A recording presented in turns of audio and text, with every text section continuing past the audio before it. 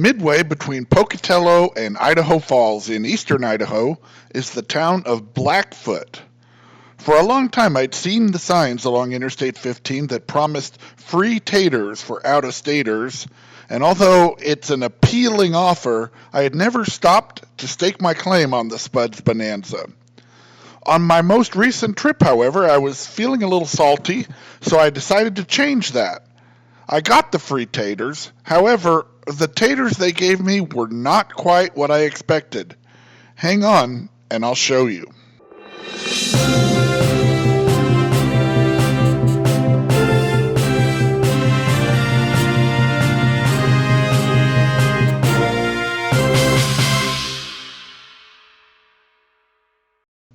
When you think of Idaho, you probably think of potatoes. Potatoes are the state's #1 export, and Idaho's silhouette is proudly displayed on bags of potatoes in the grocery store. For at least 80 years, the tagline, "Famous Potatoes," has appeared on standard Idaho license plates. There's nothing that says Idaho like potatoes. So it should be no surprise that Idaho is home to a museum dedicated to the mighty spud.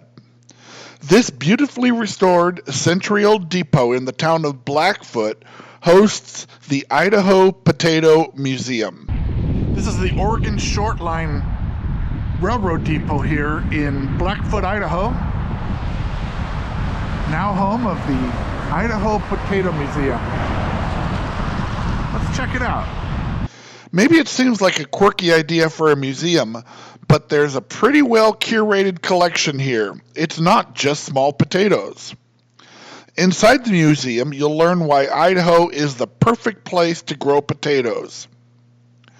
You'll see where the potato originated, and spoiler alert, it was not from Ireland. Potatoes originated in the Andes. So they made their way to North America by way of Europe. First from the Andes, then over to Europe, and then back to the Americas. The museum has exhibits on the diverse selection of products that are derived from potatoes, everything ranging from French fries to vodka, and a huge variety in between. Very unique combination of potatoes and Idaho would be huckleberry vodka. You'll learn about how potatoes are grown and harvested, stored, packaged, shipped, and marketed. I learned that harvested potatoes are stored in a dark, cool underground cellar right in the field in order to keep them fresh until it's time for them to be sent to market. This could be the largest collection of potato peelers anywhere. Look at all these different types. You'll see an absolutely mashing collection of implements devoted to preparing, cooking, and serving potatoes, like peelers and potato mashers and cooking spikes. All of these different implements used to cook potatoes, spikes, nails, and apparently because of the way that metal heats up, by sticking these things through the potato, it causes the potato to cook more quickly and also more evenly. There are actual harvesting machines in the museum and a pair of virtual reality headsets that place you right into the middle of a potato field while riding inside the harvester. This machine is called a Sputnik. That's a Cold War play on words which dates back to the first man-made satellite that orbited the Earth, which was a Soviet craft named Sputnik, launched in 1957. Very clever, and I believe that company is still in business even today. There are also items on display here from pop culture and politics. This guy needs no introduction, and this toy has been kept alive and introduced to new generations via the Toy Story franchise from Disney Pixar. Just look at all those special edition collectibles. All different kinds of Mr. Potato Head toys. There's superheroes here. See Superman and Captain America, Thor, and Batman. And down here we have Star Wars. Even an R2-D2, Mr. Potato Head? Wow, I wonder what this collection is worth. This humongous potato chip made it into the Guinness Book of World Records. And here's some clothing made from burlap sacks. There's a collection of tater-themed postage stamps from around the world. And check out this potato, which was signed by former Vice President Dan Quayle. Famously, Dan Quayle misspelled the word potato while teaching in front of a group of school children. So not only do we have the potato autographed by Dan Quayle, but also a letter sent from the governor of Idaho at the time, who was Cecil Andrus.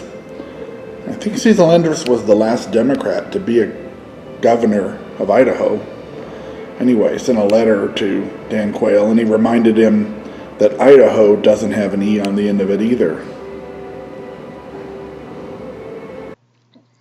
As visitors wander the museum, the smell of baking potatoes emanating from the museum's cafe and wafting through the building beckoned them to stop in and sample the wares.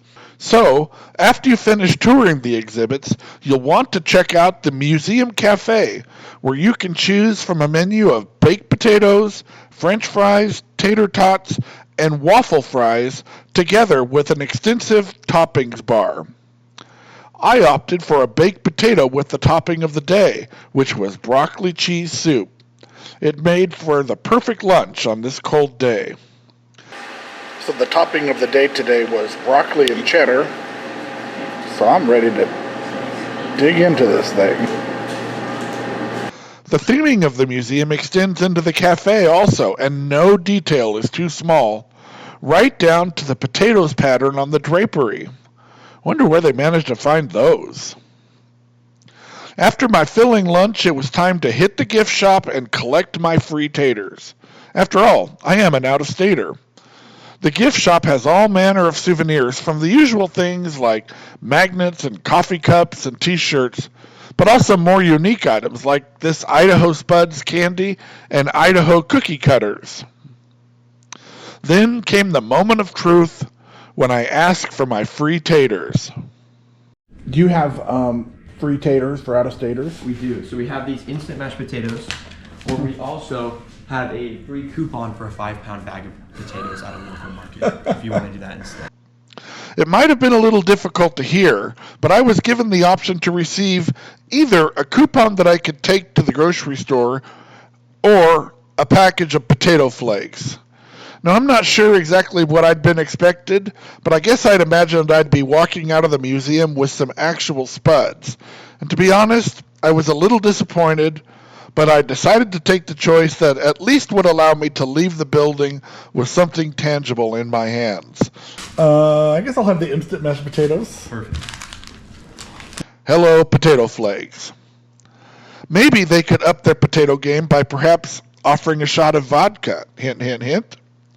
Overall, I spent about an hour viewing the displays at the museum, and that doesn't count the time I spent having lunch in the cafe. If you're headed on the road to Yellowstone, the Idaho Potato Museum is very convenient to Interstate 15. Just use exit number 93 in Blackfoot, Idaho. There are plentiful signs to guide you from the freeway to the museum, which is located in a restored railroad depot in the center of the city. In fact, if you visit the museum, I'd recommend that you also spend a few moments checking out this beautiful depot. It was built in 1913 by the Oregon Short Line, and it's on the National Register of Historic Places. There's also a retired caboose in the parking lot. Thank you for watching this video, and if you enjoyed it, I'd really appreciate it if you would click the thumbs up. If you're enjoying the content on my channel, I'd be honored to have you as a subscriber. This is Postcard Dan, and I hope to see you tater.